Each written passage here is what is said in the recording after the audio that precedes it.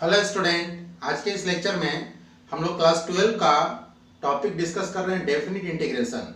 और definite integration का problem हम लोग डिस्कस कर रहे हैं। इसके पहले वाले लेक्चर में हम लोगों ने इस टॉपिक का थ्योरी डिस्कस कर लिया है। जिन बच्चों ने इस टॉपिक का थ्योरी डिस्कस नहीं किया है वो बच्चे पहले डेफिनिट इंटीग्रेशन का थ्योरी देख लेंगे और उसके बाद प्रॉब्लम बनाएंगे। कुछ बच्चों ने प्रॉब्लम बनाया है और उन्हें जो डाउट हुआ है वो डाउट हमसे पूछा है। तो आज जो पहला डाउट हम लोग क्लियर करने वाले हैं वो है केसी सिन्हा का एक्सरसाइज 20.1 का question number 8। I is equal to π/4 से π/2 cosec square theta into cos theta d theta. तो इस लेक्चर के बाद अगले लेक्चर से हम लोग एनसीईआरटी बुक को फॉलो करेंगे। तो आइए जरा देखते हैं ये सवाल कैसे बनेगा। तो इंटीग्रेशन आपका है π/4 से π/2, ये तो रहेगा ही। cosec स्क्वायर थीटा को लिखिए 1/sin square theta into cos theta d theta. I is equal to π/4 से π/2 cos theta d theta divided by sine square theta को हम लोग लिख सकते हैं sine theta into sine theta. यहाँ कुछ नहीं है, मतलब क्या छुपा हुआ है 1। अब बताइए ऐसा करने से क्या फायदा हुआ कि 1/sin थीटा होता है cosec थीटा और cos theta by sine theta होता है cot थीटा। तो ये फॉर्मूला पर आ गया। I is equal to limit आपका है π/4 से π/2, ये लिमिट तो रहेगा ही 1/sin cosec into cos by sine cot theta d theta. अब बताइए कि cosec theta into cot theta का डायरेक्ट फॉर्मूला होता है माइनस cosec थीटा और लिमिट आपका हो गया π/4 से π/2। अब हम लोग वैल्यू पुट करते हैं डेफिनिट इंटीग्रेशन का। यही प्रोसेस है कि पहले आप इंटीग्रेट कर दीजिए, उसके बाद फिर एक बार अपर लिमिट फिर माइनस का साइन लगा करके lower limit. cosec upper limit है π/2 माइनस cosec लोअर लिमिट है π/4। इसको और थोड़ा सा सॉल्व कर लीजिए। माइनस cosec π/2 का वैल्यू होता है 1 और cosec π/4 का वैल्यू होता है √2। अब इस माइनस से दोनों में मल्टीप्लाई करिए तो ये माइनस और ये माइनस √2, ये हो जाएगा प्लस √2 और ये माइनस और ये +1, तो -1 हो जाएगा √2 - 1 और यही हमारा आंसर हो जाएगा। इसको नोट करिए।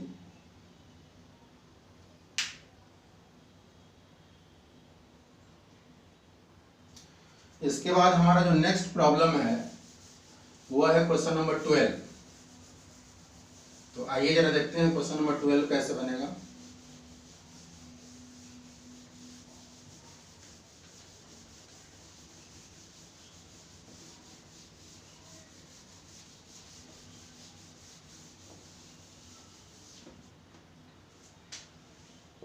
क्वेश्चन नंबर 12 है I is equal to limit है 0 से π/4 dx divided by 1 plus cos x। तो ये लिमिट तो 0 से π/4 रहेगा dx और 1 प्लस cos x का फॉर्मूला होता है 1 प्लस cos थीटा का फॉर्मूला होता है 2 cos square x/2 2 cos square theta. 1 plus cos 2 theta का फॉर्मूला होता है 2 cos स्क्वायर थीटा। तो यहाँ 1 प्लस cos x है तो इसका फॉर्मूला हो जाएगा 2 cos स्क्वायर x/2। यहाँ से 1/2 कांस्टेंट है, बाहर आ जाएगा और 1/cos स्क्वायर होता है sec स्क्वायर x/2 dx और लिमिट हो गया 0 से π/4। I equal to 1/2। बताइए sec स्क्वायर x का डायरेक्ट फॉर्मूला होता है sec स्क्वायर x का होता है tan x। तो ये हो जाएगा आपका tan x/2 और इंटीग्रेशन करके यहाँ x का गुणांक कितना है, x का गुणांक है 1/2, तो 1/2 से डिवाइड भी करना होगा और लिमिट आपका हो जाएगा 0 से π/4, ये लिमिट तो रहेगा ही। अब इससे क्या फायदा हुआ कि 2 से 2 कैंसिल। अब यहाँ पर वैल्यू पुट लिमिट पुट करिए तो एक बार अपर लिमिट पुट करेंगे तो x के जगह पर क्या है π/4, तो अपर लिमिट पुट करिएगा तो π/4 और ये 2 तो पहले से है ही। यहाँ x का वैल्यू हम लोग पुट किए π/4 और ये 2 तो रहेगा ही minus tan। Lower limit put करेंगे तो x के जगह पर 0 tan π/8 और tan 0 का वैल्यू 0 होता है अब अगर आपको tan पाई बाई 8 का वैल्यू याद है तो डायरेक्ट लिख दीजिए, और अगर tan पाई बाई 8 का वैल्यू नहीं याद है तो मैं वो प्रोसेस बता रहा हूँ कि कैसे tan पाई बाई 8 का वैल्यू निकलता है। जनरली स्टूडेंट को tan पाई बाई 8 का वैल्यू नहीं याद रहता है, वो generally pi by 4, pi by 3, pi by 6, pi by 2 ये सब का वैल्यू स्टूडेंट याद रखता है। तो tan पाई बाई 8 का वैल्यू निकालने के लिए हम लोग एक फॉर्मूले का प्रयोग करेंगे, और वो है tan x is equal to root under 1 minus cos 2x divided by 1 plus cos 2x। 1 minus cos 2x का क्या फॉर्मूला होता है? ये होता है 2 साइन स्क्वायर x, और 1 प्लस कॉस 2x का होता है 2 कॉस स्क्वायर x। 2 से 2 cancel, sine square by cos square, tan square और रूट का tan स्क्वायर है तो tan x। इसका मतलब कि tan x का ये फॉर्मूला हो सकता है, tan x की जगह पर हम लोग ये रख सकते हैं। अब इसमें क्या करेंगे कि इस फॉर्मूले में x की जगह पर किसका वैल्यू हम लोग को फाइंड करना है? tan पाई बाई 8 का। तो यहाँ हम x की जगह पर क्या रख देंगे? Pi by 8। तो यहाँ पुट करिए इस फॉर्मूले में x is equal to pi by 8। तो ये आपका हो गया tan pi by 8 is equal to root under 1 minus cos 2 into pi by 8 और divided by 1 plus cos 2 into pi by 8। इसको नोट करिए पहले।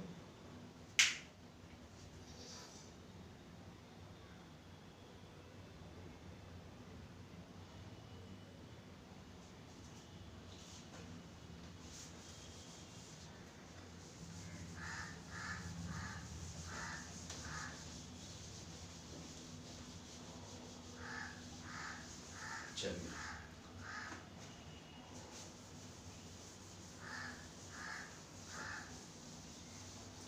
तो यहां से tan पाई बाई 8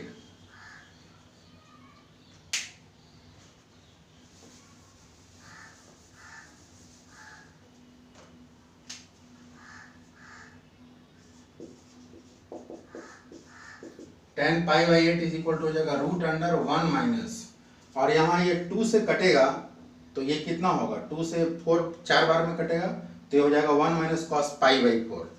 तो ये हो जाएगा 1 माइनस कॉस पाई बाई 4 और डिवाइडेड बाई ये हो जाएगा 1 प्लस कॉस, ये भी 2 से कटेगा, पाई बाई 4।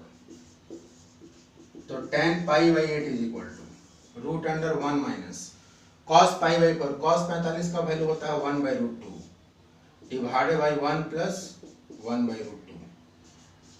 तो tan pi by 8 is equal to root under LCM लीजिए तो इन दोनों में एलसीएम हो जाएगा रूट 2, ये हो जाएगा रूट 2 माइनस 1 डिवाइडेड बाई यहाँ भी एलसीएम हो जाएगा रूट 2, ये हो जाएगा रूट 2 प्लस 1, रूट 2 से रूट 2 कैंसिल। तो यहाँ से tan pi by 8 is equal to हो जाएगा root under root 2 minus 1 divided by root 2 plus 1। इसको हम लोग और सॉल्व कर सकते हैं, इसमें इसको रेशनलाइज कर सकते हैं, परिमेयकरण।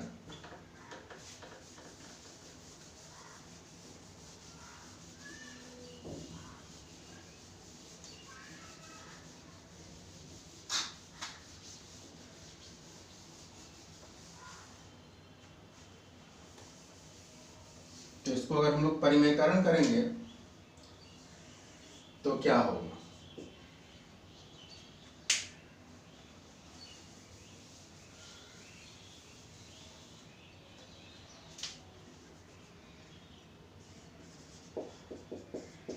tan pi by 8 is equal to root under, इसमें जब परिमेयकरण करेंगे तो रूट 2 प्लस 1 नीचे है तो रूट 2 माइनस 1 से ऊपर नीचे गुना कर देंगे।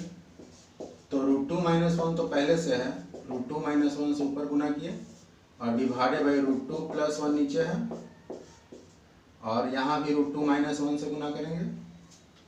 परिमेयकरण में क्या करते हैं कि जो हर होता है उसका चिन्ह बदल के ऊपर नीचे गुना कर देते हैं। तो ये रूट 2 प्लस 1 है तो रूट 2 माइनस 1 से ऊपर नीचे गुना कर दिए, ये हो गया tan pi by 8 root under, ये रूट 2 माइनस 1 और रूट 2 माइनस 1 को लिख सकते हैं रूट 2 माइनस 1 का होल स्क्वायर, और ये टूटेगा a plus B into A minus B पे। तो ए स्क्वायर माने रूट 2 का स्क्वायर 2 माइनस बी स्क्वायर का मतलब हुआ 1 tan पाई बाई 8। अब देखिए रूट 2 माइनस 1 का होल स्क्वायर तो रूट का स्क्वायर है तो ये रूट 2 माइनस 1 हो जाएगा, और नीचे में डिवाइडेड बाई 2 माइनस 1 1 है तो डिवाइडेड बाई 1 नहीं लिखते हैं। तो tan पाई बाई 8 का वैल्यू कितना हुआ? Root 2 minus 1। अगर ये वैल्यू याद है तो आपका इतना स्टेप बचेगा और डायरेक्ट आप लिख सकते हैं आई बराबर हमारा क्या था tan पाई बाई ए, तो ये हो जाएगा √2 - 1। वैसे वैल्यू आप याद रखिएगा तो आपका समय बचेगा, डायरेक्ट आप वैल्यू लिख दीजिएगा। नहीं याद है तो प्रोसेस से निकाल लीजिए, इसको नोट करिए।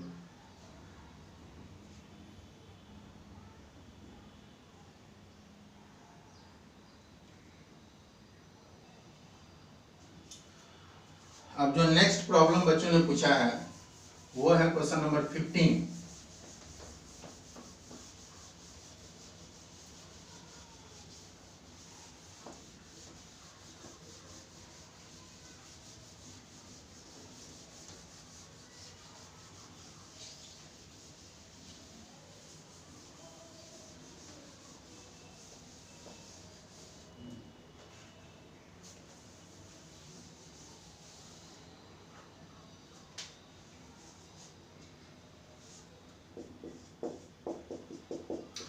I is equal to √1 plus sin x dx और लिमिट है 0 से π/2। अब बताइए कि इसको कैसे बनाया जाए। 0 से π/2 ये लिमिट तो रहेगा ही। 1 को हम लोग लिख सकते हैं cos² x/2 plus sin² x/2, क्योंकि cos² theta plus sin² theta का वैल्यू 1 होता है, और प्लस sin x को लिख सकते हैं 2 sin x/2 into cos x/2।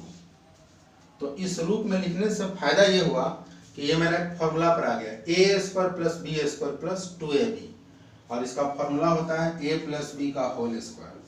तो 0 से π/2 रूट अंडर किसी को a और किसी को b आप मान सकते हैं cos x/2 plus sin x/2 का होल स्क्वायर dx।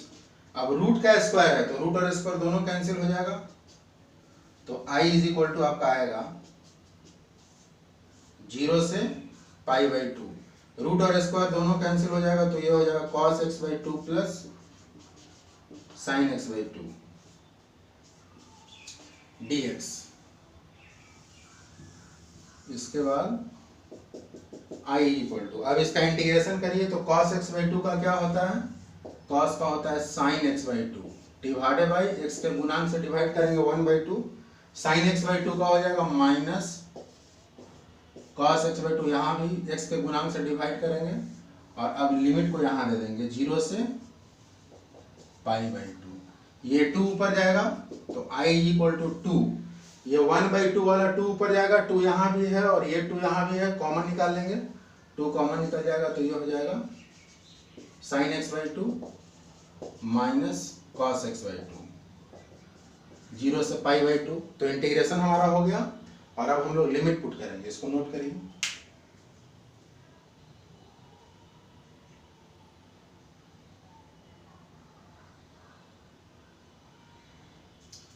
चलिए,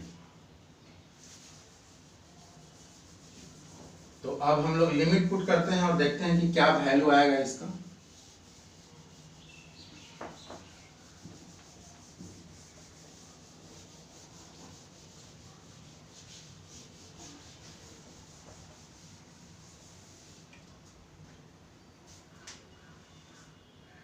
i इज इक्वल टू, ये 2 तो बाहर रहेगा, कांस्टेंट है, अपर लिमिट पुट करिए तो अपर लिमिट कितना है π/2, तो ये हो जाएगा साइन x के जगह पर π/2 रखिएगा, x के जगह पर π/2, तो यहाँ 2 पहले से है, माइनस cos x के जगह पर π/2 और यहाँ भी 2 पहले से है, तो ये तो हम लोग अपर लिमिट पुट कर दिए, फिर माइनस का साइन लगा करके लोअर लिमिट भी पुट करना पड़ेगा। तो साइन लोअर लिमिट कितना है 0, तो यहाँ अगर आप 0 रखते हैं तो ये पूरा 0 हो जाएगा, माइनस कॉस, और यहाँ भी 0 रखिएगा तो ये पूरा 0 हो जाएगा।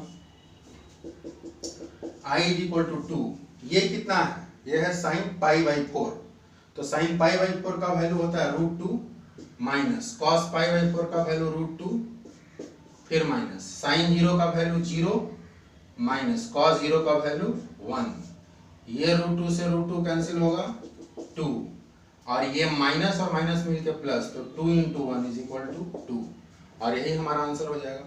नोट करिए इसको।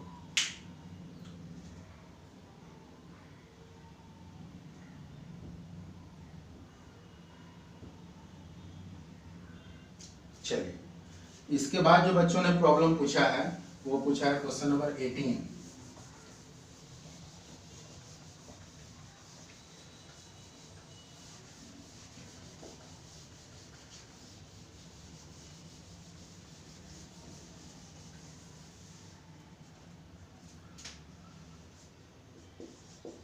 I is equal to, limit है 0 से π/2, cos का पावर 4x है, cos का पावर 4x dx। तो इसको कैसे बनाया जाए, 0 से π/2 तो रहेगा ही, cos के पावर 4x को लिख सकते हैं cos स्क्वायर x का whole square dx। I is equal to 0 से π/2, लिमिट तो रहेगा ही, और cos स्क्वायर x का फॉर्मूला होता है 1 प्लस cos 2x/2। ये डायरेक्ट फॉर्मूला है cos स्क्वायर x का, और पूरे का स्क्वायर। अब इसको सॉल्व करिए, यहाँ ऊपर नीचे दोनों स्क्वायर करिएगा तो ये टूटेगा a प्लस बी के होल स्क्वायर पर, तो a का स्क्वायर, लिमिट पहले दे देते हैं 0 से π/2। a का स्क्वायर मतलब क्या होगा, 1 का स्क्वायर 1 प्लस b का स्क्वायर, तो ये हो जाएगा cos square 2x plus 2ab, तो 2 into cos 2x, 2 into cos 2x, और डिवाइडेड बाई 2 का स्क्वायर 4, और dx तो यहाँ रहेगा 1/4 को बाहर करिए 0 से π/2। 1 का इंटीग्रेशन हो जाएगा, dx का इंटीग्रेशन x होता है, cos 2x का भी हो जाएगा, लेकिन cos स्क्वायर 2x को फिर से फॉर्मूला पे लाना पड़ेगा, तो 1 प्लस cos स्क्वायर x, देखिए इसी फॉर्मूला पे आएगा। cos स्क्वायर x का क्या होता है 1 प्लस cos 2x/2, तो अगर यहाँ x है cos स्क्वायर x, तो यहाँ फॉर्मूला में है 1 प्लस cos 2x, और अगर यहाँ 2x रहेगा तो इस फॉर्मूले में 1 प्लस यहाँ क्या हो जाएगा, x के जगह पर 2x देंगे, तो 2x देंगे तो 2 इंटू 2x मतलब cos 4x हो जाएगा। इसका मतलब कि cos स्क्वायर 2x का फॉर्मूला होगा 1 प्लस cos 4x/2, तो 1 प्लस cos 4x/2 और प्लस 2 cos 2x, ये तो रहेगा, और dx, इसको पहले नोट करिए।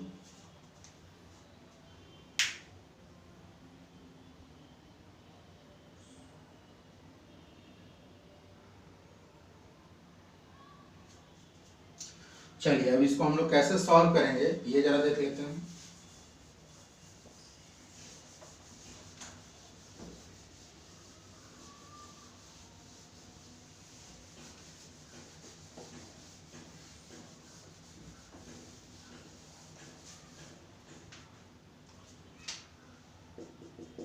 I इक्वल टू 1/4, ये तो बाहर ही रहेगा 0 से π/2। एलसीएम कितना आएगा, देखिए यहाँ डिवाइडेड बाई 1 है और यहाँ डिवाइडेड बाई 1 है, तो एलसीएम कितना आएगा 2। एलसीएम 2 आएगा तो ये 2 मल्टीप्लाई होगा 1 से, 2 प्लस, और ये 2 से डिवाइड करिएगा तो 1 हो जाएगा, फिर 1 मल्टीप्लाई होगा 1 प्लस cos 4x से, तो 1 प्लस cos 4x प्लस, अब ये 2 मल्टीप्लाई होगा इससे, तो 4 cos 2x dx, यही आपका हो जाएगा।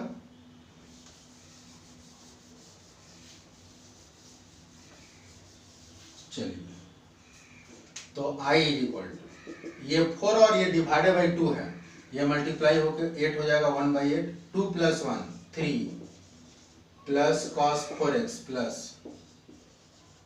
4 cos 2x dx, और अब ये इंटीग्रेशन हो जाएगा 0 से π/2, I इज इक्वल टू 1/8, तो ये 3 बाहर रहेगा, कांस्टेंट है, 3 बाहर रहेगा तो यहाँ क्या बचेगा dx, और dx का इंटीग्रेशन होता है x प्लस cos 4x, इसका हो जाएगा sin 4x/4 प्लस 4 कांस्टेंट है बाहर रहेगा, cos 2x sin 2x divided by 2, और लिमिट दे देंगे 0 से π/2। अब नेक्स्ट स्टेप में लिमिट बैठा देंगे, एक बार अपर लिमिट और फिर एक बार लोअर लिमिट, इसको नोट करिए।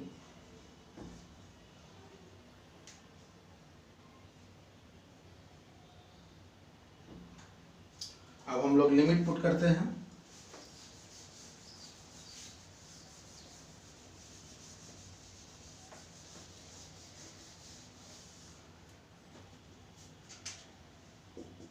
आई इज इक्वल टू 1/8, ये तो बाहर रहेगा, अपर लिमिट कितना है π/2, तो यहाँ हो जाएगा 3 इंटू π/2, 3π/2 प्लस साइन 4x है तो 4 इंटू π/2 डिवाइडेड बाई 4 प्लस इसको काटिए 2 से, ये 2 से 4 दो बार में कटेगा तो 2 साइन, और ये क्या है 2x, तो 2 इंटू π/2। तो अभी तक हम लोगों ने अपर लिमिट पुट किया, और अब हम लोग पुट करेंगे माइनस लोअर लिमिट। तो लोअर लिमिट में जहां जहां x है सब जगह लोअर लिमिट 0 है, तो यहाँ पुट करेंगे तो ये 0 हो जाएगा, यहाँ पुट करेंगे तो साइन 0 का वैल्यू भी 0, यहाँ 0 पुट करेंगे तो ये भी साइन 0 का वैल्यू 0, तो माइनस ओवरऑल ये पूरा 0 हो जाएगा। अब आइए इसको और हम लोग सॉल्व करते हैं। तो ये 2 से 2 कटेगा और ये 2 से कटेगा 2 बार में, तो यहाँ आ गया साइन 2π, और साइन 2π का वैल्यू भी 0 होता है और साइन पाई का वैल्यू भी 0 होता है। साइन 2π बराबर भी 0 और साइन पाई बराबर भी 0, तो ये भी 0 हो गया, ये साइन 2π है, और ये भी 0 हो गया साइन पाई है, तो बचा कितना 3π और 8 मल्टीप्लाइड बाई 2, तो 3π/16, और यही हमारा आंसर हो गया। नोट करिए इसको।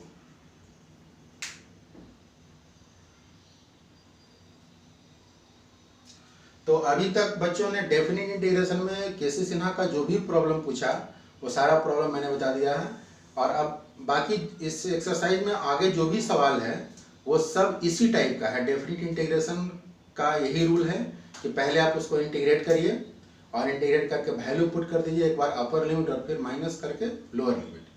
तो अब नेक्स्ट लेक्चर में मैं इसके बाद वाला जो टॉपिक है प्रॉपर्टीज ऑफ डेफिनेट इंटीग्रेशन, ये टॉपिक बहुत इंपॉर्टेंट है 12 के पॉइंट ऑफ व्यू से भी, 12 बोर्ड के पॉइंट ऑफ व्यू से भी, और कंपटीशन के पॉइंट ऑफ व्यू से भी, जी मेंस वगैरह जो कंपटीशन है एनडीए वगैरह, उसके पॉइंट ऑफ व्यू से भी प्रॉपर्टीज ऑफ डेफिनेट इंटीग्रेशन बहुत इंपॉर्टेंट टॉपिक है। तो नेक्स्ट लेक्चर में मैं उस properties of definite integration topic को शुरू करूंगा, और अब हम लोग एनसीईआरटी बुक को फॉलो करेंगे। अगर इस टॉपिक में किन्हीं को कोई डाउट होगा बनाइएगा प्रॉब्लम, तो आप एनसीईआरटी ही बनाइएगा, और अगर कोई डाउट होगा तो पूछिएगा, डाउट नहीं रहा तो हम लोग नेक्स्ट लेक्चर से प्रॉपर्टीज ऑफ डेफिनेट इंटीग्रेशन का थ्योरी स्टार्ट करेंगे। बहुत बहुत धन्यवाद।